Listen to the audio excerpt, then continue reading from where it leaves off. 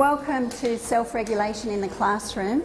Please let me introduce myself. My name is Kathy Banks. I'm from Dubai British School and I am the school counsellor there. Let me introduce my colleague Alison Phillips, who is Head of Student Support. I'm Head of Student Support Services, and I'll kind of move what Kathy's doing on a theoretical level back to what we actually see in the classroom. So first of all, what we're talking about today is self-regulation. And what I want you to do first of all is understand very clearly what do we mean by self-regulation. It comes under many names: drive, willpower, self-control. But at the end of the day, it's about our ability to regulate ourselves. So how well do we delay gratification? How well can we resist those short-term temptations to achieve a long-term goal? How well do our students do this? It's looking at our capacity to override an unwelcome or an unwanted thought, feeling or impulse. The ability to employ a cool cognitive system of behaviour rather than a hot from the heart emotional one. It's about conscious, effortful regulation of the self by the self, but also note it is a limited resource. Now, why have I chosen this topic today, and what is its relationship to happiness? First of all, I want you to have a think. What does happiness mean to you? In this day and age, there's now a thrust of movement. Last year it was well-being, this year it was happiness. But what does happiness mean to you? What does it mean to our children? Has your idea or concept or understanding of happiness, has that changed? I put it to you that I'm a bit concerned about this. I'm very concerned about this notion of the pursuit of happiness in what perhaps we are taking and imparting that meaning to our students. I think that it is morphed from this sense of general contentment to an idea that perhaps I should be happy all the time. And what are some of the reasons for my concern? Remember, I'm a school counsellor, okay? I have a lot of phone calls from parents. I have a lot of students coming to see me. The incidence of anxiety, depression, all of these things are increasing on the rise. I'm wondering if perhaps we've done ourselves a bit of a disservice in morphing this definition of what happiness is, and then the expectations then, we as teachers, as parents, we then are putting on our students. So I'm playing a bit of devil's advocate today for you to have a think about as parents and teachers. What sort of young adults are we actually preparing? What is the idea of happiness, and how does that link to what we're doing right now to how they will be in the future? One of these ideas that I want to actually play with a little is self-esteem. I think all of us have been raised, and there's a great body of research to show the value of self-esteem. And we're promoting our children's self-esteem in everything they do.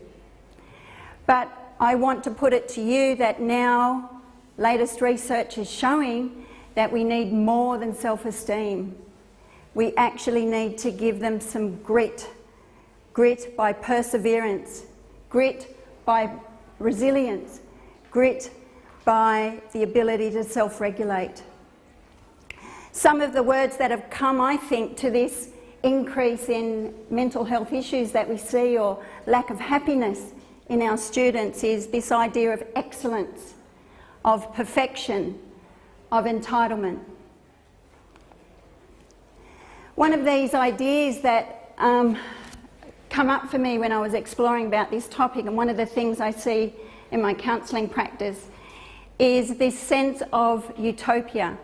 And it was first flagged to me in a book by a researcher called Hugh Mackay. He's a very famous social commentator in Australia. And this was his book called The Good Life. And he talked about how now in our world we are all in pursuit of a personal utopia, that we are actually idolising perfection, that we need to have the perfect job, the perfect house, the perfect body, perfect teeth. Orthodontists are loving it, absolutely loving it. But what's it like for our students to live in this perfect world, in this pursuit of perfection? I put it to you that perhaps we're setting them up for failure because we know through life nothing is ever perfect. Nothing is ever perfect. So I think how we make happier children is to actually stop rewarding mediocrity, but actually pursue self-regulation. Is this ideal of happiness achievable if you are growing up constantly being told you are special, if you get a reward just for turning up? Because this is what we've led our children to believe through the gift we give them of self-esteem. So what happens when they start to fail exams? What happens if they don't get into their university of choice? Could it be that by promoting self-esteem and protecting them from unhappiness, that we are depriving them of future happiness as adults? The irony is that what we've all been led to believe, that self-esteem, the holy grail of what we need to have in our schools and in our homes, it's actually not enough on its own.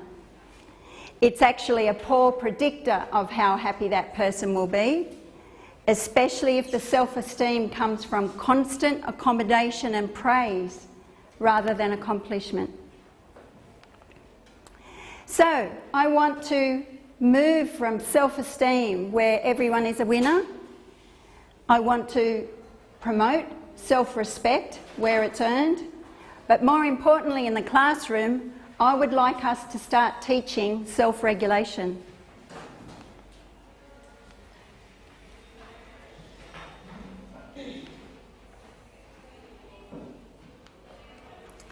One of the ways that we could do this is through looking at research.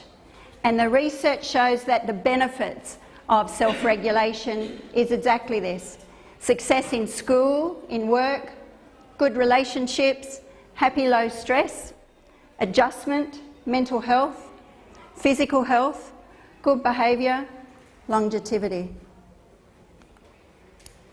So self-discipline is more important than self-esteem. Self-relation, better predictor of success. High self-control predicts good judgment, less pathology, better grades, interpersonal success. Self-control is the moral muscle that creates sound decision-making towards the achievement of goals and restraints of impulses towards self-indulgence. The higher the trait of self-control, the greater the life satisfaction.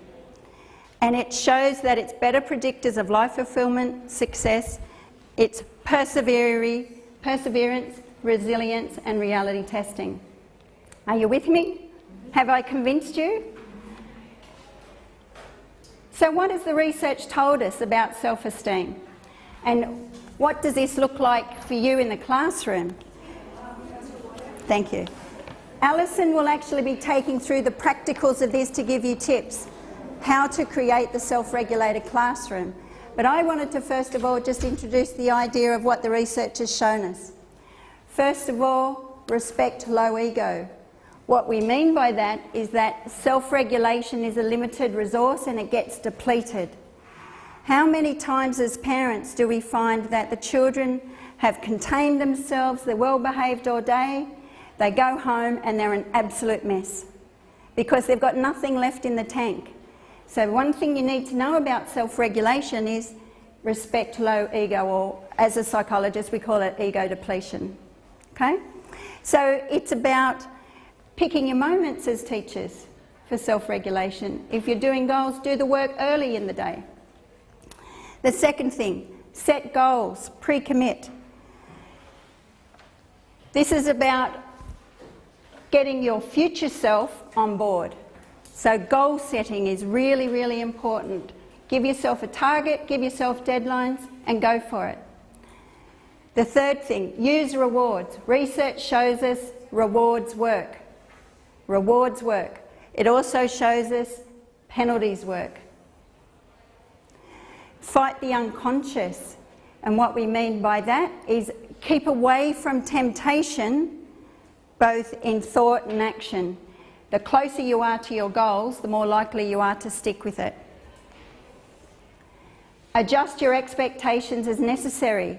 So set realistic goals. Don't set unrealistic ones. Adjust the values. Use your heart.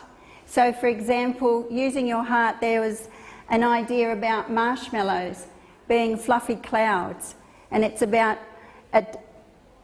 reflecting that a goal has an emotional content and a positivity around it. So using your heart to buy commitment. Self-affirmations work. So positive thinking, positive quotes, things that will keep you on task. Think in the abstract as well. That will work. So what I want you to do is for everyone to have a think about, how strong do you think your willpower is? Is this a moral muscle that you've actually trained up and you think that you've learnt well? Just take a few moments to think. If I had to rate my willpower between 1 and 10, what number would I give it? Okay? So if I could have everyone just standing up. Have a think about your self-control. Let's see if we can identify who thinks they've got the most willpower. So, number 1s, sit down. Number 2s, sit down. Number 3, sit down. Number 4, sit down. Number 5, sit down. Number 6, sit down. I would sit at this point.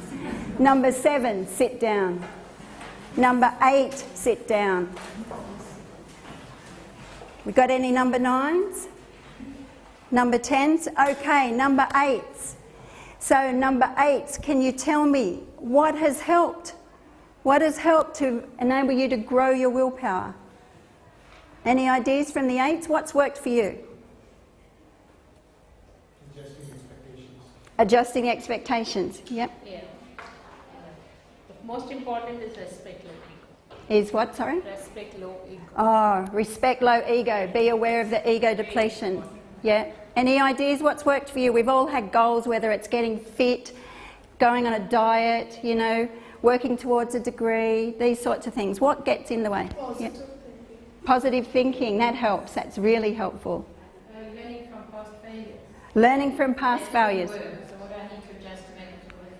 Yes. Do you think it works if I get off my goal, I can go back on it? Do you think that makes it better or worse? Research shows it makes it. It actually makes it worse. It makes it worse, you know. Anyone who's tried to give up smoking, you know. Yeah. So what I want to do now is to move to what it looks like and will help in the classroom. My job was to convince you to invest in self-regulation, okay?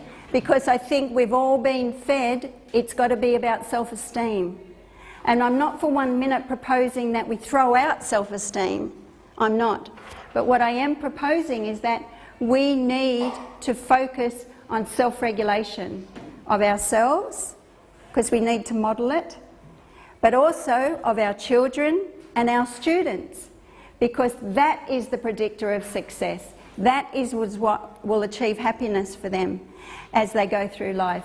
If they can actually be self-aware, if they can then set goals, if they can delay immediate gratification, which I think in this digital age is the real killer, because research shows now they're only holding focus for 90 seconds and they're training themselves up in terms of digital media, you know. So we have to give them practice. We have to help them. And I propose that what we want to do is to help the teachers to do it in the classroom, because that will then help them with their students who are really suffering with self-regulation. So before I hand you over to Alison, what I want you to think of is, how is my engine running right now? So do a bit of a mental scan. How am I running right now? Am I running too fast? So if I'm running too fast, do I need to just breathe and slow down and be a bit mindful? If I'm not running fast enough, do I need to have to stand up and stretch and move? Or am I running just right? And this is a skill that we want to teach all of our children in the classroom, for them to be able to self-monitor, to self-scan, and then to have the skills to be able to then do something about it, to self-regulate.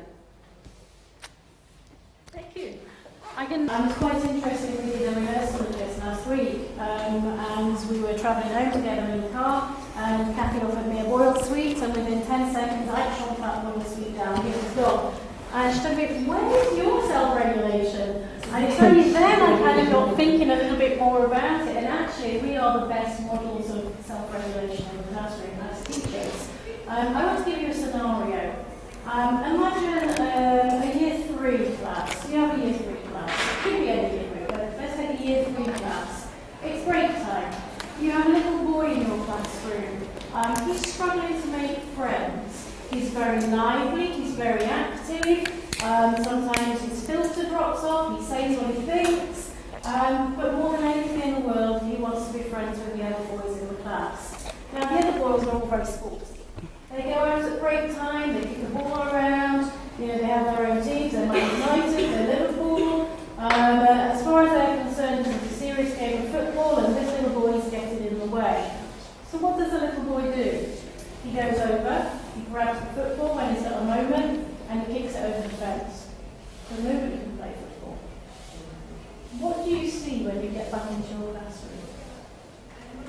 Have a little think. What will your classroom look like when that bell rings and you guide your class back in? What's your classroom going to be like? Have a little think. Stressful. Why? They're all upset from the morning.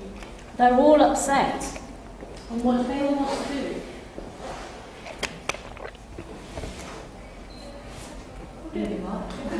Punch it? What are you going to say?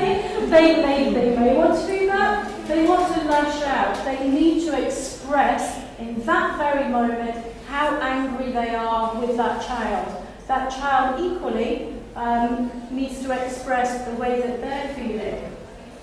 And what you have is a child that is going to go into fight or flight. In a classroom, this is always going to be stop whatever it is you're doing. It's a situation that they're going to have to deal with. Because if you've got a child in fight or flight, you can guarantee there's a whole bunch of other children feeling pretty much the same way. So we need to find a calm down spot. Before we can even begin to unpick what's happening with our year 3 boy, we have to have a look at calming the situation down. So we need to kind of employ that cool cognitive system, take the hot emotion away. Fight or flight is something that sticks with all of us right the way through our lives, and it's there to protect us. But what we need to be able to do is train it.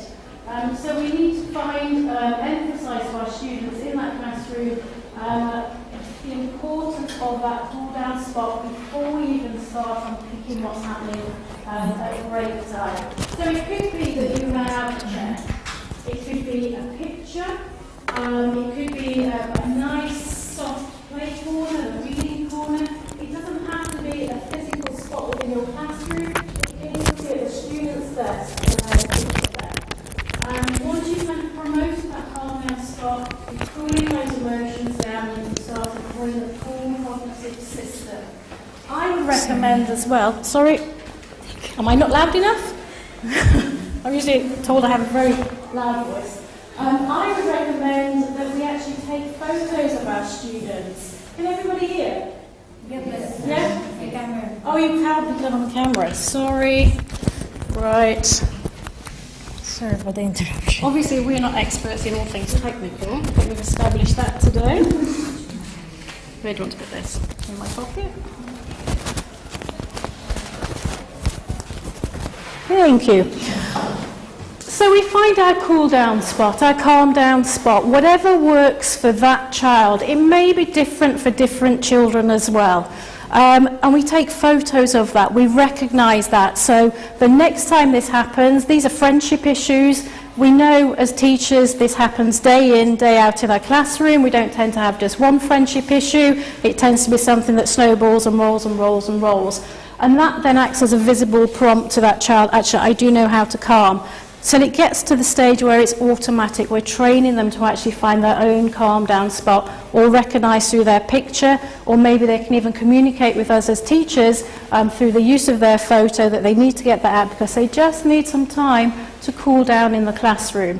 You have to find a spot or a system that works for you within your classrooms. In early years, for us, it's easy. We have lovely reading corners, we have nice soft cushions, carpets. As you move through the school, it's much more difficult. I have a Year 11 boy at the moment who's just been diagnosed ADD and attentive type, and also conduct disorder and oppositional defiance disorder.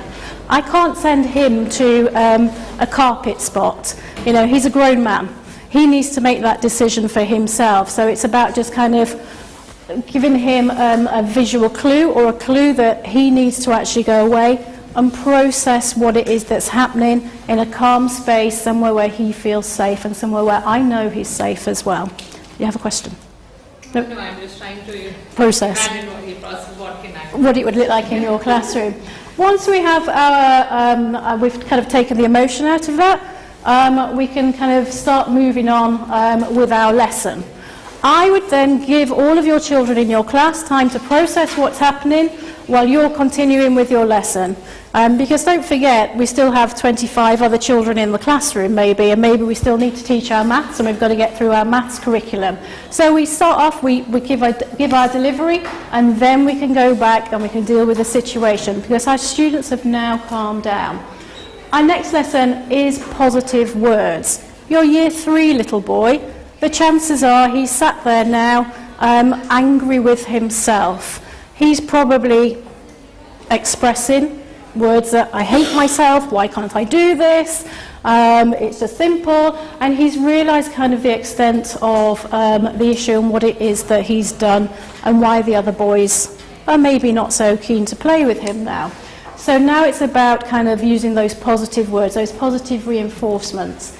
For younger children, it really works to actually use those visuals, use nice pictures, and get them to design a sheet with positive words, with pictures of themselves on there, of good things that they've done, positive reinforcement in the classroom. We probably all have reward systems. Refer back to the reward system, all the really good things. You're not going to get a really good dialogue from a child through negative words, and that means ourselves making sure our own classrooms we use kind of positive reinforcement. So don't do this. Instead we would say, that's a really good idea, but perhaps we could do this instead. So it's about that positive reinforcement, so our children feel really safe to express themselves in our classroom. Older children, what tends to work will be different for one as it will be for another. We have social media, we have all these new systems, which I'm afraid I'm a dinosaur, I'm not so au fait with. But my own son, he sometimes finds it easier to send me a WhatsApp or a Facebook message rather than that kind of physical communication. So it's whatever works for that child, how they prefer to communicate. Younger children usually like to open up to you. Older teenage boys less so. So it's finding a mechanism that works for them. It might be an email, it might be them drafting their thoughts down on paper. It's what works for your child, and you will know your children better than anybody. Lesson 3, I would say, is a distraction. Let's take our Year 3 boy. They've got to work in groups. You've done your maths delivery, you're now setting them off on a task. But they've got to work in groups, and they're going to be in the same group as the boy who's just kicked the football over. So we're going to need some distractions on there, something that's going to keep them kind of focused on what it is they're doing, their cognitive skills, but take them away from that hot emotion. This is particularly useful for those students with sensory needs. We've all got them in the classroom. The student that comes in, you've got your most beautiful displays, things hanging from the walls, you've got children's work up there.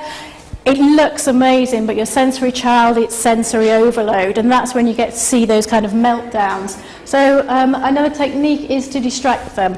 Good one, elastic band on the wrist.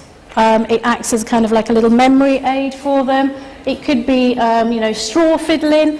It could be bending things. It could be Play-Doh.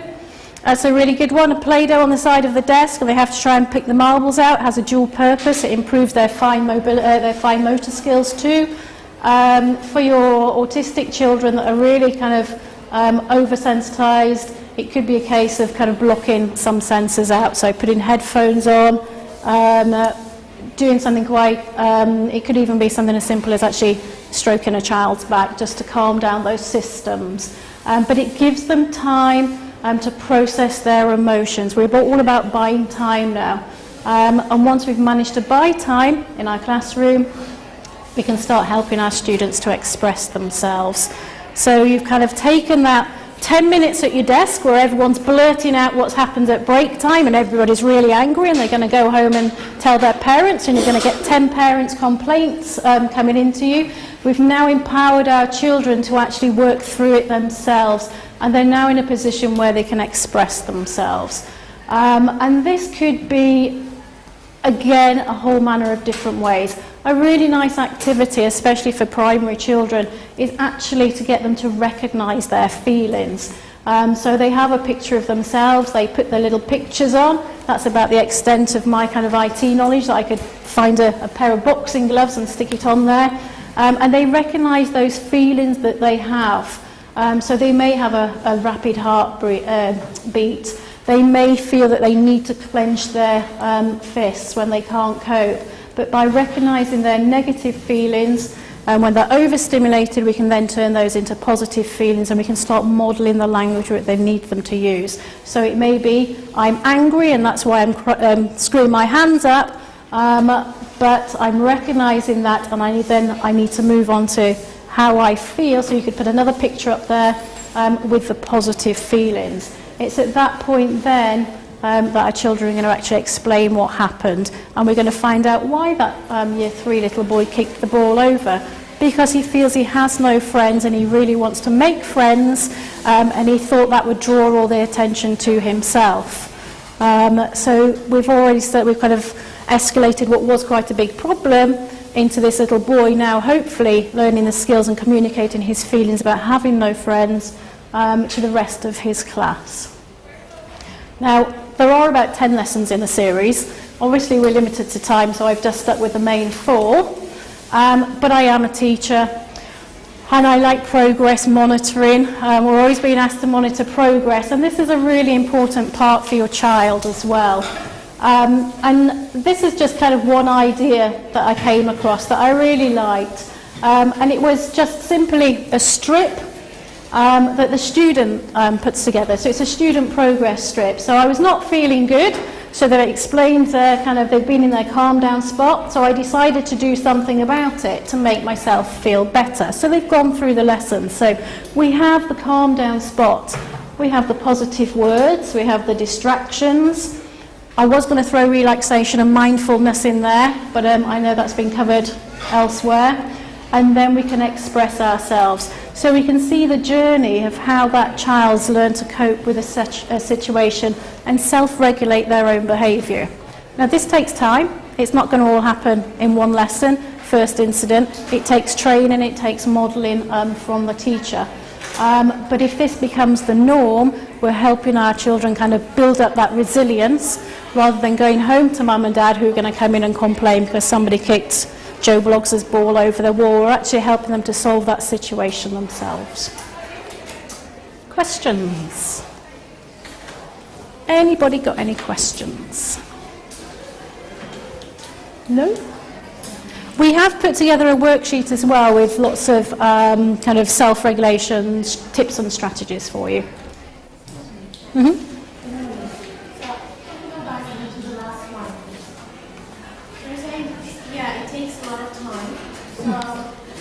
And giving the example of the grade 3 teacher. So, whose teacher exactly like the classroom teachers that are responsible to implement this to happen? Do you address it for all the teachers of the class, and all the teachers need to be responsible to follow this with the students and make them learn the process, or how does it work? Ideally, we want the actual students to take control of this, because the whole point is about them self-regulating their behaviour. So we as a teacher or your teaching assistant might take a group and model this. It's something that I'd like to see up on the walls as a display as well, so they can refer to it themselves. But I think what we're really striving for is that the student takes ownership and they recognise the feelings they're having, what they need to do to address that behaviour, and how they can then sit back and reflect on how they've dealt with it. So really what we need to do is empower our students to self-regulate their own behaviour, and it does come through modelling. Any other questions? Yeah? Yeah? What's your function in school? Are you a class teacher? I'm head of student support services. So my background is, I'm responsible for special needs, EAL, gifted and talented, disaffected children behaviour. I'm kind of a senior leader role, but my background obviously is in teaching, and I've always taught in a 3 to 18 school.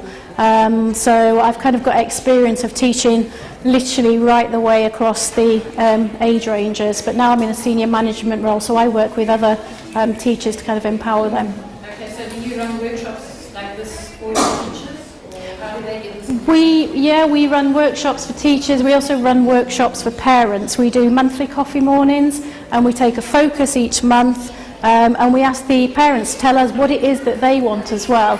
And we do the same for teachers as well, and we do the same for students.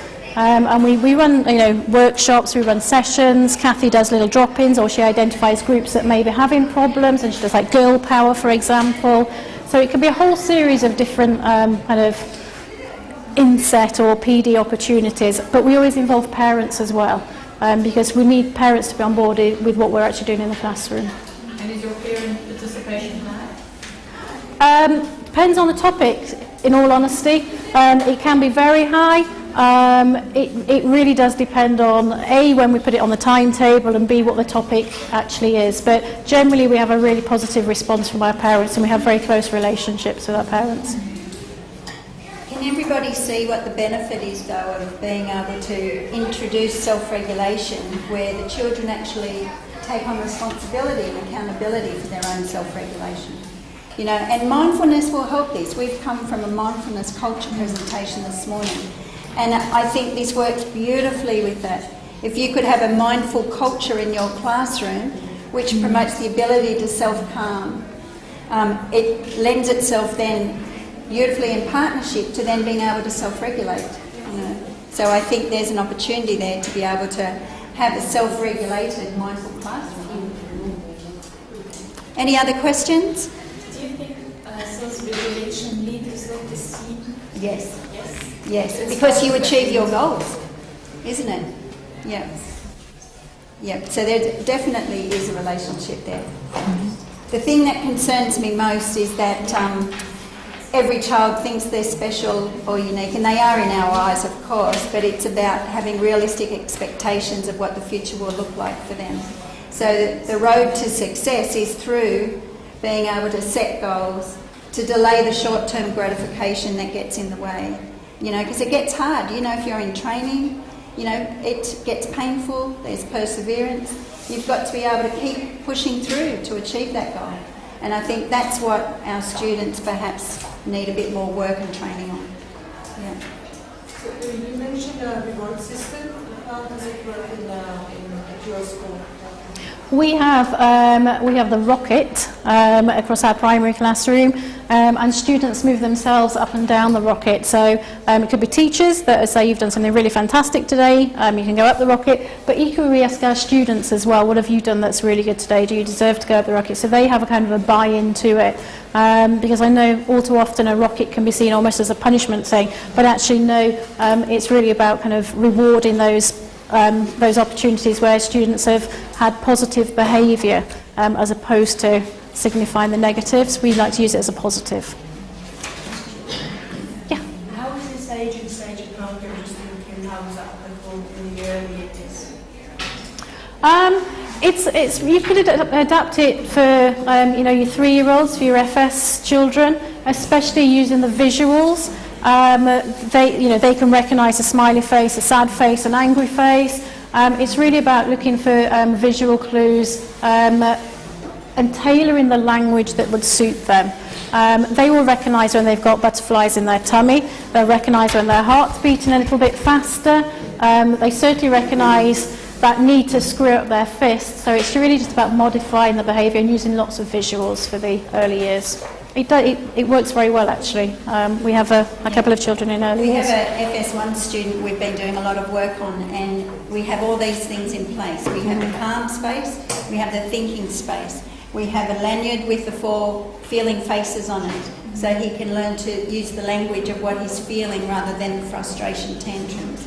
We can, in his calm space, we can then do breathing exercises with him.